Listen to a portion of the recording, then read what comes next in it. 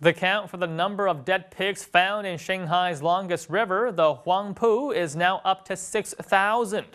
The news has received widespread attention both internationally and domestically, not only because of the volume of pigs, but also because the Huangpu River is the water source for Shanghai's 23 million residents.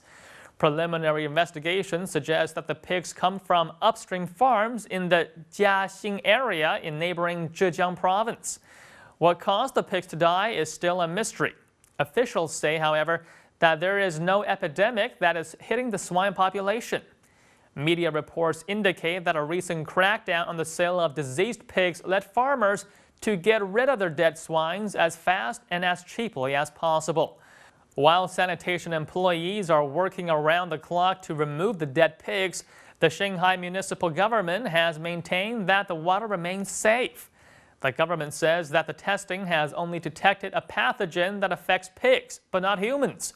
Many Weibo users were also a little sympathetic about the case, saying that those who really want to affect change need to stop complaining about the government and take matters into their own hands. And here's what they had to say.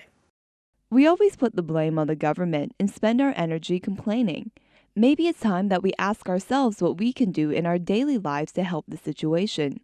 After all, a harmonious society depends on everyone's joint effort rather than just the efforts of the government. No country in the world is perfect. Many people and media outlets are too radical in their reproach of China. It's not reasonable to deny all the accomplishments the country, its government, and its people have achieved. The cause of the incident is still not clear. We better not jump to conclusions.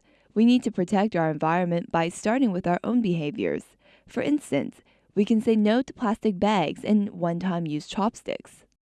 Both Chinese and Western media outlets, however, could not pass up this rare occasion to pass around some humor. The Christian Science Monitor, for example, asked sarcastically why it was not a health hazard that thousands of pigs were found in a river that is the source of a city's water supply. Chinese net users themselves came up with creative ways to satirize the event. One Weibo user made a mock movie poster called Life of Pig to reference recent Academy Award-winning director Ang Lee's recent blockbuster Life of Pi. Another Weibo user photoshopped a fish to have a pig snout and ears and gave it the caption, "Thousands of pigs go into the river breeding a new species, the Huangpu river fish." But perhaps some of the most humorous reactions came from Weibo users themselves. Let's take a look. Beijinger. Us Beijingers are so fortunate. We can open our windows and smoke to our heart's desire. Shanghainese. That's nothing. When we turn on our faucets, we get pork rib soup. I think this incident has really embarrassed our government. It's not only a potential health crisis, but also puts a spotlight on the shortcomings of the government's management ability. I think there are many similar sorts of problems.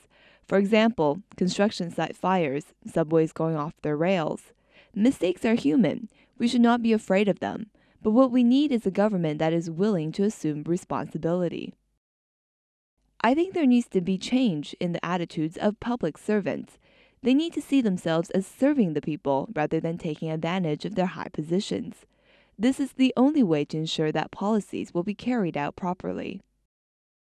Maybe we should feel glad that these dead pigs are not ending up on dinner tables.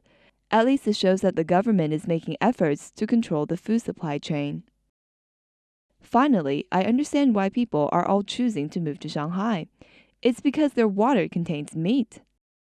Well, it never hurts to maintain one's humor during times of trial. And this occasion might just have been too good to pass up in terms of satire.